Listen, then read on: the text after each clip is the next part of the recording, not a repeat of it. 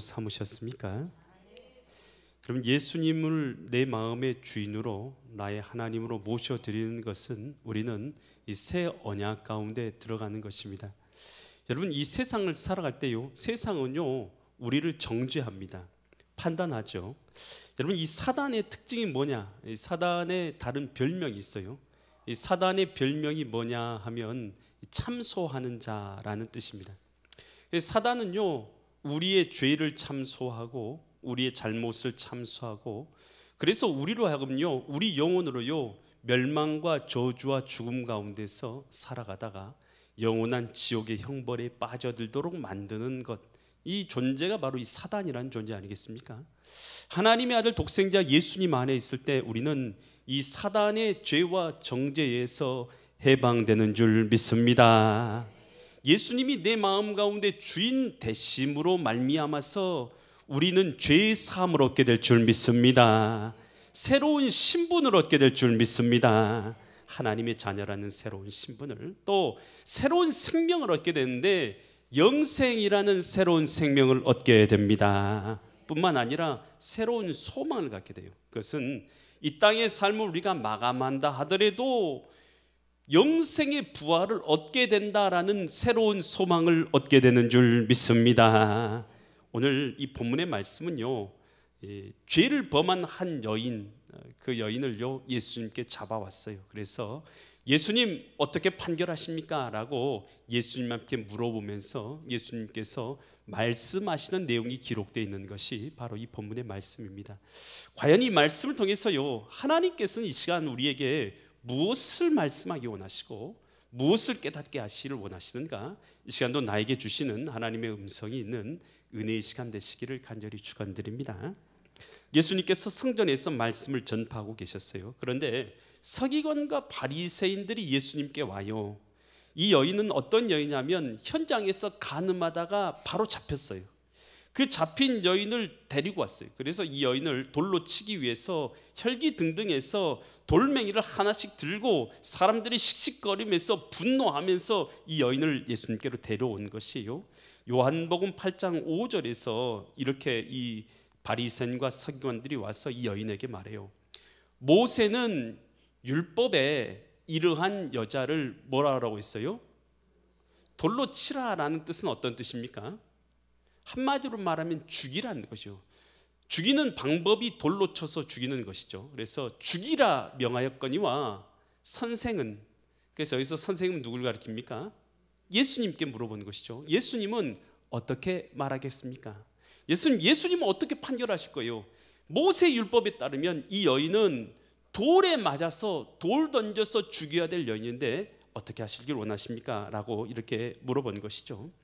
여러분, 이 여인은 지금 어떤 처지에 있는지를 한번 살펴볼 필요가 있어요. 지금 바로 죽음을 코앞에 두고 있어요.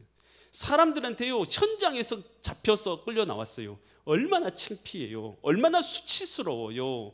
여러분, 다른 사람들이 바라보는 그 눈빛, 그 마음, 그 행동들, 그리고 그 돌멩이로 치려는 그 죽음의 위기가 얼마나 두렵고 얼마나 수치스럽고 얼마나 마음을 아프게 만드는 상태냐는 것이에요.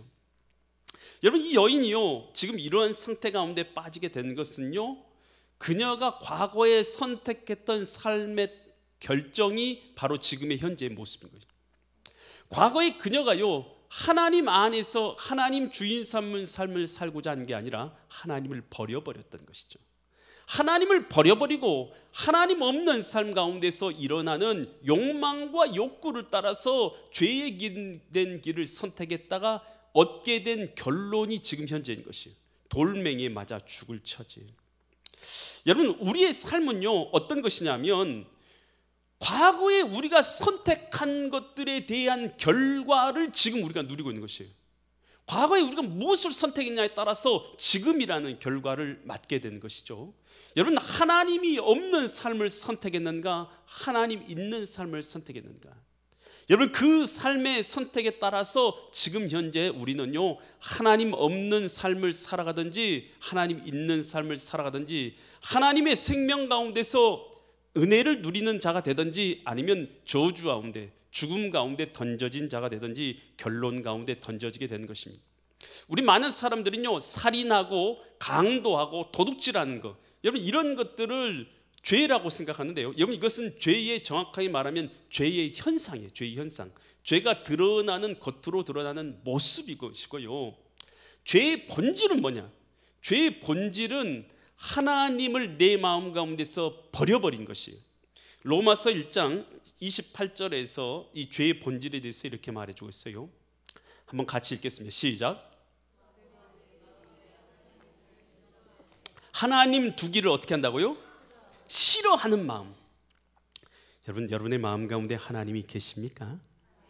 하나님이 주인 되십니까? 그 사실이 여러분에게 감사하고 기쁘십니까? 그렇다면 우리는 하나님을 마음에 둔 사람이겠죠. 그런데 하나님을 두기를 싫어하는 사람이 있어요. 여러분, 죄의 본질이 뭐냐면, 계속해서 9절 보여주시겠어요? 하나님을 마음에 모셔드리기를, 모신 상태에서 살기를 싫어하는 상태에 있는 사람이 있다는 것이에요. 잘 들으세요. 싫어함에, 그러니까 하나님께서 그들을 그 상실한, 뭘 상실한 마음이에요? 하나님을 상실한 마음대로 내버려 두신 거예요.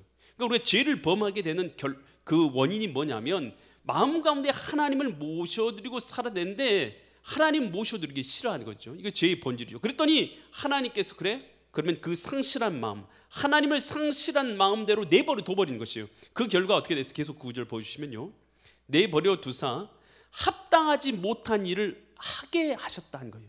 합당하지 못하게 한 그 결과가 뭐냐? 살인, 강도, 도둑질, 모든 죄악이 그 가운데서 나오게 되는 것이죠. 그리고 죄의 본질은 뭐냐면, 내 마음 가운데 하나님을 두기를 싫어하는 마음. 여러분, 예수님을 여러분의 마음 가운데 두기를 좋아하세요? 그 사실이 기쁘십니까? 그 사실이 감사합니까? 그렇다면 오늘 우리는 죄부터는 좀 떨어져 있는 것이죠. 하지만 내 마음 가운데 하나님 두기를 싫어하고 있다면 나는 죄 가운데 있는 상태다라는 것이에요. 그러면 이 죄의 값을, 하나님을 마음 가운데 두기를 싫어하는 이 죄의 값은 뭐냐? 로마서 6장 23절에서 이렇게 말해요. 죄의 결과, 삭이라는 것은 죄의 결과. 죄의 결과는 뭐예요? 사망이 뭡니까? 죽음, 영육의 죽음이다라는 것입니다. 여러분, 그래서요, 오늘 우리가요, 하나님을 마음에 두기 싫어하는 그 삶으로요, 여러분 그렇게 살아갈 수 있어요. 하지만 그 결국은 뭐냐면, 죄의 삭은 사망이라는 결과 가운데 던져집니다. 그래서 인류는요, 모두 다 뭘 범했냐면 다 죄를 범했어요. 모두 다 죄를 범했기 때문에 가만두면 그 죄의 삭대로, 죄의 결과대로 뭐에 처지게 돼요? 죽음이라는 형벌 가운데 던져지게 된다라는 것이에요. 여러분, 그래서 영원히 사는 사람은 있어요, 없어요? 한 명도 없습니다. 다 저와 여러분들이 오랫동안 살 것이라고, 영원토록 살 거라고 생각지 않지만, 그래도 짧게 죽지는 않을 것이다 생각하고 그렇게 생각하고 있지만, 여러분 언제 죽을지는 아무도 몰라요. 여러분, 이 돈이 많은 사람, 여러분 그 사람도 마찬가지예요. 여러분, 이 삼성이라는 이 회사를 만든 이병철 우리 회장, 여러분 몇 살까지 사셨습니까? 76세에 죽었어요. 여러분 지금 76세 넘으신 분도 얼마나 많아요. 그런데요, 그렇게 큰 굴제 회사를 세운 사람도 76세에 죽었어요. 여러분, 현대 기업을 세웠던 정주영 회장 몇 세에 죽었습니까? 86세에 죽었어요. 영원히 살 것 같지만 얼마 살지 못하고 인생을 마감했죠. 삼성의 이건희 회장 몇 세에 인생을 마감했습니까? 72세. 여러분, 그렇게 많은 나이도 아니에요. 72세 인생을 마감했어요. 여러분, 우리가 쓰고 있는 스마트폰을 만든 스티븐 잡스 몇 세에 죽었습니까? 56세. 젊은 나이에 56세의 인생을 마감했어요. 여러분, 그가 인생을 마감하면서 그 병상에 누워서 마지막 병상에서 그의 인생을 보내면서 이런 말을 했어요. 인생을 이렇게 마감할 것을 알았더라면 돈만을 벌기 위해서 이렇게 살지 않았을 것이다. 하나님이 주신 대로 사랑하며 살지 못한 것이 후회된다. 내가 이렇게 죽을 줄 알았더라면 나 이렇게 살지 않았을 건데, 이렇게 죽을 줄 알았더라면 하나님이 주신 마음대로 살며 살았을 텐데. 여러분, 우리가 우리의 인생 마감하는 것, 여러분 이것은 죄의 결과대로 우리가 다 마감하게 되는 거겠지만요, 여러분 그럴 때요, 오늘 하나님과 함께 살아가는 자들에게는 영생의 소망이 있는 줄 믿습니다. 1833년 스웨덴에서 노벨이라는 사람이 태어났죠. 그는 화학자이면서 이 발명가였어요. 그래서 그는 33세의 나이에 다이너마이트를 발명하게 됩니다. 엄청난 강력한 파괴를 갖고 있죠. 그래서 광산도 만들 수 있고, 그리고 그렇게 좋은 의도를 가지고 그가 이렇게 다이너마이트를 발명해냈는데요. 그것이 나중에 뭘로 씁니까? 이 다이너마이트가 폭탄 제도로 쓰여져 가지고, 그 전까지는 사람들이 전쟁에서요 그렇게 뭐 활, 총, 이렇게 활, 뭐 칼 이런 걸로 싸웠는데, 다이너마이트가 만들어진 다음부터는요 대량 살상이 가능하게 되는 것이 됐죠. 그가 이제 그 33세의 다이너마이트를 개발하고 나서요 그가 엄청난 돈을 벌어들이게 됩니다. 그가 이제 많은 사람들이 다이너마이트를 쓰고자 하니까요 30년이 지났을 때 그는요 아주 큰 이런 억대 그 재벌이 된 것이죠. 그런데 그가 아침에요 조간신문을 읽다가 깜짝 놀라게 돼요. 그 조간신문의 내용이 어떤 내용이냐면, 알프레드 노벨 죽었다, 사망했다라는 그 기사가 뜬 거예요. 자기가 버젓이 살아있는데 죽었다는 기사가 뜬 거예요. 이 프랑스 기자가 동명이인의 죽음을 잘못 알고 이 알프레드 노벨이 죽은 것으로 이 기사를 냈는데, 정말 그가 죽었다는 기사를 본 것보다 더 놀라운 사실은 그 내용이었던 거예요. 기사의 내용이 어떤 내용이냐면, 다이너마이트의 왕, 죽음의 사업가, 파괴의 발명가가 죽었다라고 그렇게 기사가 내용이 그렇게 써진 거예요. 그 때문에 얼마나 많은 사람이 죽게 되었고, 그 사람한테 이 죽음의 사업가여서 그 사람으로 인해서 얼마나 많은 사람이 피해를 보게 되었는가라는 내용이 주르륵 기록되어 있는 거예요. 그걸 보는 순간 그 사람이 깜짝 놀라게 되는 거예요. 내가 지금 살아있어서 다행이지, 정말로 내가 지금 죽었더라면 사람들이 나에 대해서 이렇게 평가할 것이 아닌가. 아, 죽음의 사업가라고 그렇게 판명이 되지 평가하지 않겠는가라는 생각이 그 마음 가운데 들게 된 것이, 그리고 그 사실을 통해서 깊이 깨닫게 된 것이죠. 그래서 그는 지금까지 번 모든 돈으로 이제는 내 재산을 들여서 생명을 살리는 선한 일에 쓰고 싶다라는 마음이 그 마음 가운데 생기기 시작한 것입니다. 그래서 그가 결정한 것이죠. 인류 평화와 번영을 위해서 공헌한 사람들에게 그것을 나눠주는 제도를 만들어야겠다. 내 재산을 나눠줘야겠다. 그래서 그것이 만들어진 게 뭡니까? 노벨상 제도가 만들어지게 돼요. 오늘날에도 많은 사람들이 세계 평화를 위해서, 인류 번영을 위해서, 생명을 살리는 위해서 사용되는 일들에 대해서 공헌한 자들에게 노벨 평화상을 주고 있잖아요. 여러분, 오늘 우리가 오늘 만약에 오늘 내 삶을 마감한다면 나는 과연 어떤 평가를 받겠냐는 거죠. 누구 앞에요? 사람 앞에서도 중요하지만 하나님 앞에서. 하나님 앞에서 나는 과연 오늘 내 인생을 마감한다면 하나님 앞에서 나는 어떤 자로서 평가를 받을 것인가. 아, 잘했다 요셉아, 너 그래 참 수고했다, 그래 너 고맙다, 너 내 믿음을 잘 지키면서 그래도 내 뜻대로 잘 살았다. 주님께서 만약에 그렇게 말씀해 주신다면 얼마나 기쁘겠어요. 오, 주님 감사합니다, 내가 그 말을 위해서 일생을 그렇게 살았습니다. 주님 앞에 그렇게 말하지 않겠어요? 그런데 주님 앞에 섰는데 내가 너를 도무지 알지 못하겠다. 너가 과연 무엇을 하다가 이 땅에서 살다가 왔느냐? 오직 죄만은 쌓다 오지 않았느냐? 주님께서 그렇게 말씀하실 수도 있지 않겠습니까? 여러분, 죄의 결과는요, 하나님 없이 살아가는 삶의 결과는 결국은 사망이다. 하나님을 마음에 두기 싫어하는 상태로 살아가는 그 삶의 결과가 온갖 죄를 가져오고 결국은 영혼 멸망으로 이끌어가는 것을 오늘 말해주고 있는 것입니다. 그런데 오늘 이 본문에서요, 진짜 나쁜 사람은 이 여자가 아니에요. 가늠하다가 현장에서 잡힌 여자가 진짜 나쁜 여자가 아니에요. 진짜 나쁜 놈들은 누군 줄 아십니까? 이 여자를요 잡아가지고 예수님 앞에 데려온 놈들이 진짜 나쁜 놈들이에요. 이 성경에서요 예수님께서 진짜 나쁜 놈으로 말씀하고 있는 자들은 다른 사람이 아니에요. 현장에서 가늠하다 잡힌 여인은요 예수님 앞에 죄 용서 받습니까? 안 받습니까? 받아요.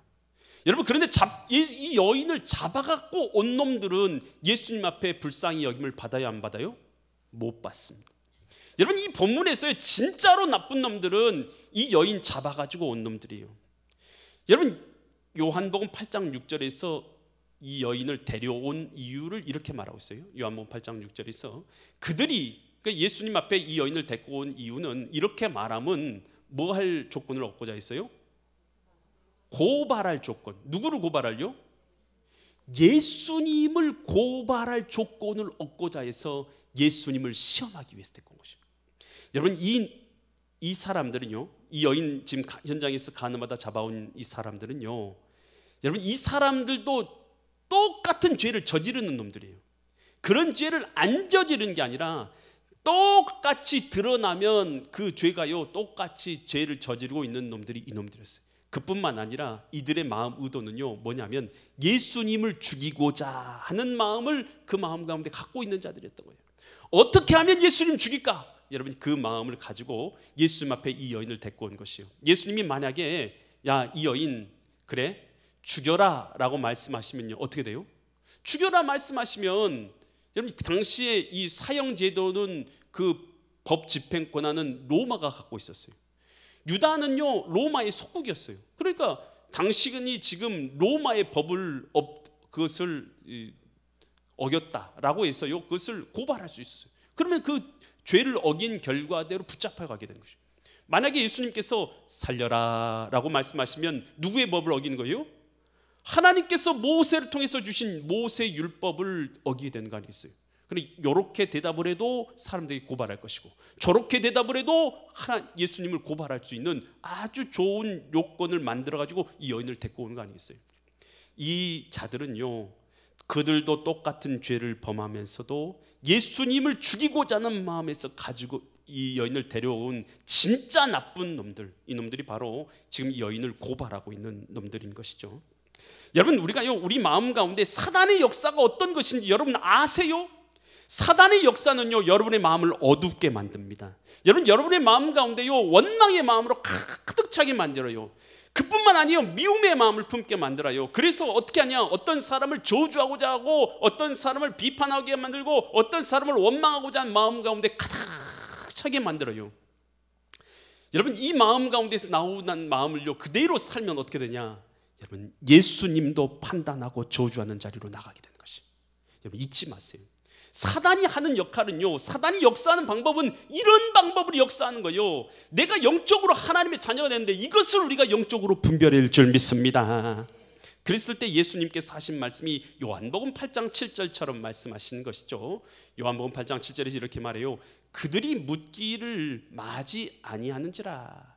그들이 어떻게 할 거냐고 물은 것이죠. 이에 일어나서 예수님께서 말씀하시되, 뭐라고 그들을 보면서 말하면, 너희 중에 뭐 없는 자가요? 죄 없는 자가 먼저 돌로 치라 라고 말씀하셔요. 그러니까 그 사람들이 스스로 생각해 보니까 죄가 있어요, 없어요? 다 나쁜 놈들이군요. 다 똑같은 죄를 저지른 놈들이에요. 그러니까요, 그 여인을 죽이려고 돌멩이 가지고 왔던 그들이요, 다 돌멩이를 내려놓고 조용히 다 도망을 쳤단 말이에요. 여러분, 주님을 만났을 때 일어나는 일들이 어떤 일들인지 우리에게 보여주는 것이에요. 하나님의 말씀이 우리의 심령 가운데, 나의 심령 가운데 부딪혀 왔을 때에 어떤 것을 깨닫게 되냐면, 다른 존재가 아니라 바로 내가 하나님 앞에 죄인인 것을 깨닫게 되는 줄 믿습니다. 아, 하나님 앞에 서봤더니 저 사람이 아니라 내가 죄인이었구나 라는 것을 깨닫게 되는 것이에요. 여러분, 주님 앞에서요, 오늘 주님 앞에 나왔을 때 하나님의 말씀은요, 우리를 뭐하게 하냐면, 하나님의 말씀은 살아있어서 우리의 양심을 감찰하세요. 우리의 생각을 감찰하세요. 그래서 내가 하나님 앞에 죄인인 것을 깨닫게 만들어요. 그래서 오늘 주님의 말씀을 들을 때에, 야, 너가 바로 죄인이다 라는 그 말씀을 깨닫게 될 때에, 여기서요, 맞습니다, 내가 죄인입니다 라고 주님 앞에 동의를 하게 될 때에 변화되는 주님의 자리로, 회개의 자리로, 하나님의 백성의 자리로 나아가게 되는 줄 믿습니다. 만약에 우리가 주님께서 깨닫게 해주심에도 불구하고 깨닫지를 못하면 우리는 변화될 수가 없는 것이죠. 양심의 가책이 일어난 것이죠. 여러분, 이 세리마태의 집에서 예수님께서 식사를 하시게 되죠. 그때에 바리새인들이 와서 뭐라고 말합니까? 세리하고 창기들과 함께 식사를 하는 모습을 보면서 예수님의 제자들 앞에서 너희 선생님이 세리와 죄인들과 함께 식사를 한다라고 그렇게 비난을 하죠. 그 말을 예수님께서 들으시고 뭐라고 답변하세요? 마태복음 9장 12절에서 이렇게 말씀하신대요. 예수께서 들으시고 이르시되 건강한 자에게는 의사가 쓸데없고 어떤 자에게 쓸데 있어요? 병든 자에게 쓸데 있다. 여러분, 이 말이 무슨 말입니까? 야, 나는 죄인 아니다 라고 생각하니까 다른 사람을 정죄하고 판단하잖아요. 나는 죄인 아니고 저 사람만 죄인이다. 나는 아무 죄가 없어. 그러니까 생각하니까 나는 의로워 라고 생각하니까 저 사람, 다른 사람을 판단하잖아요. 그런데 주님께서 뭐라고 말하냐면 자기 스스로 죄인이라고 여기고 은혜를 갈망하는 자에게 은혜를 주신다는 말씀. 이 말이 무슨 말이냐면 은혜를, 하나님의 은혜를 교만으로는 얻을 수 없다는 뜻이에요. 여러분, 주님 앞에 나와서 우리가 지금도 은혜를 얻기 위해 주님 앞에 나온 줄 믿습니다. 주님의 은혜를 우리에게 베풀어 주옵소서. 내가 죄인입니다. 내게 은혜를 베풀어 주소서. 여러분, 이럴 때 하나님의 은혜가 내게 임하는 것이죠. 나는 의로워. 그래서 의롭다 여기는 자는요, 하나님 앞에 받을 은혜가 없는 것이요, 교만한 마음으로 하나님 앞에 은혜를 누릴 수가 없는 것이죠. 주님, 나는 죄인입니다. 나를 불쌍히 여겨주십시오 라고 하는 자에게 은혜가 있는 것처럼 나는 스스로 병자입니다. 나는 연약한 자입니다. 그러니 내게 은혜를 주옵소서 하는 자에게 의사가 고쳐줄 수 있다라는 것이죠. 여러분, 그래서 하나님 앞에요, 오늘 그렇게 은혜를 구하는 마음을 가질 것에서, 정죄하는 마음에서 너희가 벗어날 것에 대해서 주님은 말씀하고 있는 것이죠. 베드로가요, 예수님을 만나기 전에 물고기를 잡고 있었어요. 그때 예수님께서 나가서 깊은 곳에 가서 그물을 던지라 하니까 그물에 고기가 가득하도록 고기를 잡았어요. 그때 베드로가 예수 옆에 달려가서 뭐라고 말합니까? 주여, 나를 떠나소서, 나는 죄인입니다. 예수님을 만나게 되었을 때 일어나는 심리적 변화 가운데 중요한 것은요, 아, 내가 의로운 줄 알았었는데 내가 지옥에 가기에 가장 합당한 하나님을 버린 채 살아가고 있었던 죄인이었구나. 나는 믿음이 참 없는 자였구나. 주님 앞에 예배도 모르는 자였구나. 하나님 앞에 하나님의 살아계심도 알지 못한 채 사는 자였구나. 나는 내 마음대로 살았지 하나님의 영광을 위해서는 살지 못한 자였구나. 아, 내가 바로 지옥에 가기에 합당한 존재였구나 라는 것을 깨닫게 되는 것이요, 그럴 때에 주님, 내 힘으로는 살 수 없사오니 주님의 은혜로만 나를 살려 주시옵소서.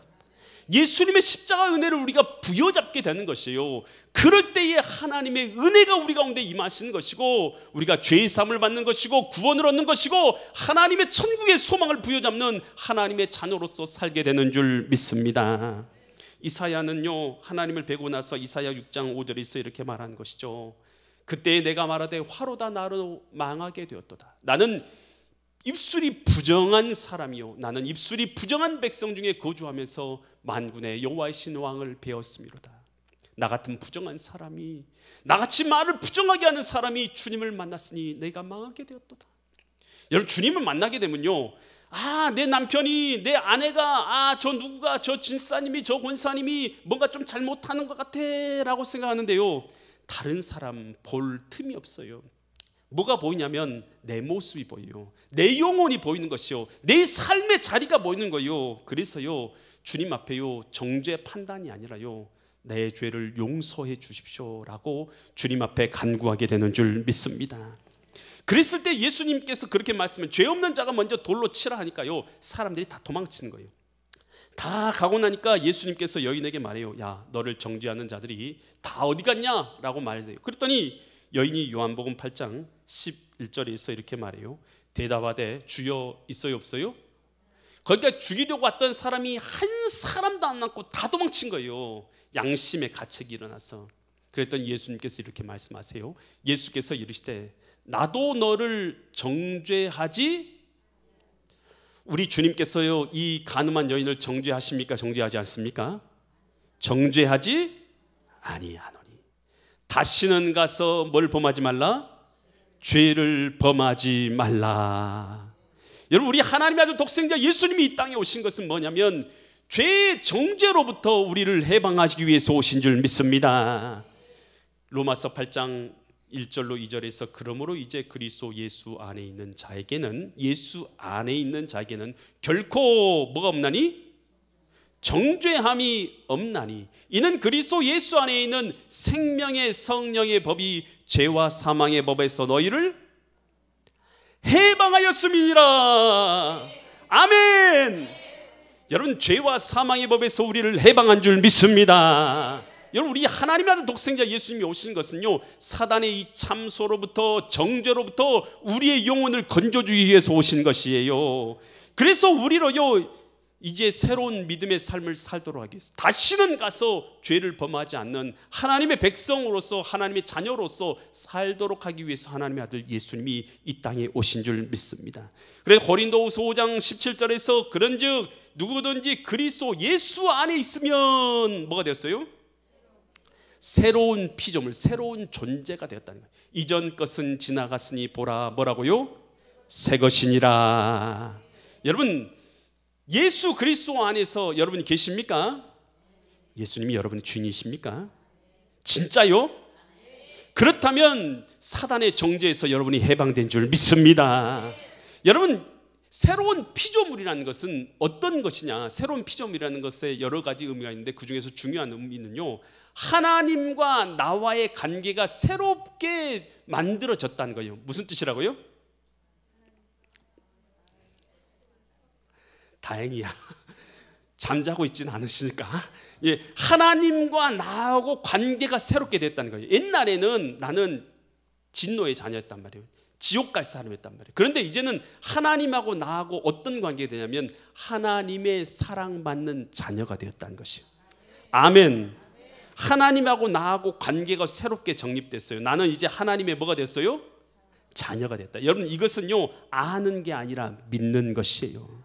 믿는 것입니다. 나는, 따라서 합니다. 나는 하나님의 사랑받는 자녀가 되었다. 두 번째로 여러분, 새롭게 되었다는 것은 하나님의 관계에서 새롭게 되었을 뿐만 아니라 우리 마음이 새롭게 되었다는 것이에요. 뭐가 새롭게 됐다고요? 마음이. 우리 영혼 가운데 예수님의 영이 내 가운데 함께 있어서 마음이 새롭게 됐다는 것이에요. 그래서 옛날에는 정죄, 판단, 비탄, 미움 가운데 살았더라면 이제는 하나님의 영이 내 가운데 있어요. 그래서 그런 마음이 우리 가운데 들 수도 있고 그런 말을 할 수도 있어요. 하지만 계속해서 그렇게 살지는 못해요. 우리 마음 가운데 이런 마음은 잘못되었구나라는 걸 깨닫고 이제는 어떻게 되는 거예요? 버리게 되는 줄 믿습니다. 그래서 뭘로 살아가게 되냐면, 따라서 합니다. 뭘로 살아가게 돼요? 사랑으로. 할렐루야. 따라서 합니다. 사랑합니다. 사랑합니다. 하나님을 사랑하고 내 이웃을 사랑하는 삶을 살아가게 된다는 것이에요. 그래서 우리의 뭐가 변하냐면 마음이 변해졌다라는 것이에요. 여러분, 이기풍 씨는 이 평양에서 1865년도에 태어났어요. 그런데요, 평양에서 박치기로 유명한 깡패였습니다. 술 잘 먹고 박치기 잘했어요. 동학 운동에 가담합니다. 동학이요, 외세가 우리나라를 침범한다 해서 외세에 대해서 이렇게 반역하고 탐감오리를 이렇게 배척하잖아요. 그런데 당시에 이 서양인들이 와서 조선을 삼킨다고 생각하고 있을 때에 사무엘 마펫 선교사님이 평양 거리에서 전도를 하고 있어요. 얼마나 보기 싫어요. 그러니까요, 달려가가지고 돌멩이로 그 얼굴을 팍 쳐버려요. 그 즉시 사무엘 마펫 선교사님 기절해버렸어요. 뼈가 깨져버렸어요. 턱이 깨지고 기절해버렸어요. 그렇게요, 아주 막 복음 전파하는 자들을 미워했어요. 당시에 이 평양에 장대현 교회를 세우고 있었어요. 교회를 세우니 감히 교회를 세워? 자기들 패거리가 있어요. 패거리를 이끌고 와서 교회 세우는 거요, 막 막고요, 교회 물품 다 깨트려 버리고요, 교회 건축을 가로막고 했던 사람이 바로 이기풍 씨였어요. 그렇게 교회 세우는 것을 막 두들겨 패고 그리고 못하게 하고 나서 집에 들어와 가지고 술을 마시고 잠을 자고 있는데 밤중에 방안이 환해지면서 예수님이 나타나신 거예요. 기풍아, 기풍아, 왜 나를 박해하느냐 라는 음성을 깜짝 놀랍니다. 왜 나를 박해하느냐. 그러면서 주님께서 그 다음 말씀하세요. 너는 나를 증거할 복음의 증인의 사람이다. 그 말 듣고요, 발칵 뒤집어서 이런 일이 다 있냐 하고 그가요, 정신을 차리고요, 나가서 이제 있다가 스왈런이라는 선교사님을 만납니다. 예수님을 믿고 죄를 회개하십시오. 그러면 하나님의 자녀가 됩니다 라는 말씀 앞에 자기 죄를 회개하게 되죠. 내가 잘못했습니다. 내가 하나님을 박해했습니다. 내가 예수님을 반역했습니다. 나의 죄를 용서해 주십시오. 이제 내 마음의 주인 되어서 주님을 위해서, 하나님을 위해서 살겠습니다. 그래서 그가 결정하고요, 수알론 선교사님 쫓아서요 같이 전도를 하대. 그러면서 평양신학교가 세워졌는데 평양신학교 1기로 졸업생에서 그가 이제 목회자가 되고, 자기가 건축을 방해했던 장대현 교회에서 목사 안수를 받습니다. 그리고 나서 그는요 제주도에 가서 선교할 사람이 누가 있을까라고 묻는 사람 앞에 아무도 안 가려고 해요. 당시에 돛담배를 타고 제주도까지 가야 돼요. 돛담배가요 바람이 불 때 안 불 때는 괜찮은데 풍랑이라도 일면 돛담배 파면 그냥 다 죽는 거예요.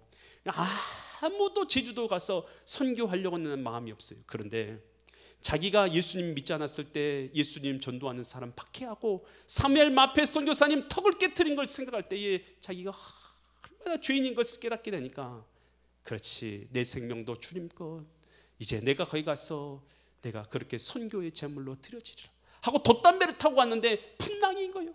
그리고 배가 다 파손돼 버렸어요. 파손됐는데요 구사일생으로 헤엄쳐가지고 제주도에 도착하게 됐어요. 그래 그곳에서 복음을 전파한데요 돌멩이에 쳐맞은 거예요. 아니 이런 외세에서 오는 나쁜 놈이 전한 놈이냐 하고는 돌멩이에 쳐맞았어요. 그때 내가 과거에 사무엘 마페 선교사님의 돌멩이를 턱을 깨뜨렸던 걸 생각하면서 오 주여 내가 죄인입니다 라고 회개하고요 그곳에서 복음을 전했더니 사람이 변화되기 시작해요. 그곳에서 교회를 지었는데요 12개 교회를 세우게 돼요.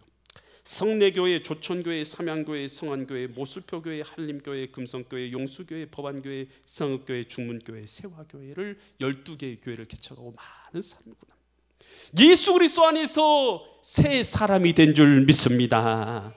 여러분 우리가요 새 사람이 되는 것, 여러분 하나님과의 관계가 새로워진 것이고 우리 마음이 새로워진 것이, 예전엔 늘 정죄와 비탄과 판망과 원망 가운데 살았던 것이 내 삶이었다면 이제는 죄인은 내가 죄인인 것을 알고 예수 생명 안에서 살아가니 이제는 사랑으로 사는 사람, 복음으로 사는 사람, 예수 주인 된 사람이 된 줄 믿습니다. 예수님은 우리에게 새 삶을 주셔요. 사단은 정죄와 비탐과 판단으로 우리의 삶을 지옥으로 이끌어 가려고 하지만 우리 하나님의 아들 독생자 예수님이 이 땅에 오신 것은 나는 이런 정죄의 함정에서 나를 건져내어줘서 사랑의 하나님의 아들의 나라로 우리를 인도하시기 위해서 하나님의 아들 독생자 예수님이 오신 것을 알고 그 사랑의 은혜의 나라에서 오늘 하나님의 나라를 천국에 들어가기 전에 이 땅 가운데 나를 통해서 내 마음 가운데 내 공동체 가운데 이루어 가시는 믿음의 거룩한 성도님들 되시기를 예수 그리스도의 이름 받들어 간절히 축원드립니다. 기도드리겠습니다. 거룩하신 아버지 하나님, 정죄와 판단과 비난으로 우리를 멸망의 길로 인들어가는 이 사단의 많은 역사들 가운데서도 하나님의 아들 독생자 예수님이 이 땅에 오신 것은 나를 이런 곳에서 해방하여서 사랑의 하나님 나라로 나를 옮기시도록 오늘 우리를 구원하기 위해서 오신 것을 믿습니다. 예수님 우리 마음의 주인 되심으로 오늘 우리 가운데 모든 저주가 떠나가게 하여 주시옵고 예수의 생명 가운데 하나님의 자녀된 기쁨으로 정죄에서 해방된 은혜로 우리가 이 땅을 살아가게 하여 주시옵소서. 이제 해방된 새로운 사람이 믿음의 새로운 사랑의 삶을 살아가게 하여 주시옵소서. 감사드리며 존귀하신 예수 그리스도의 이름 받들어 간절히 기도드립니다. 아멘.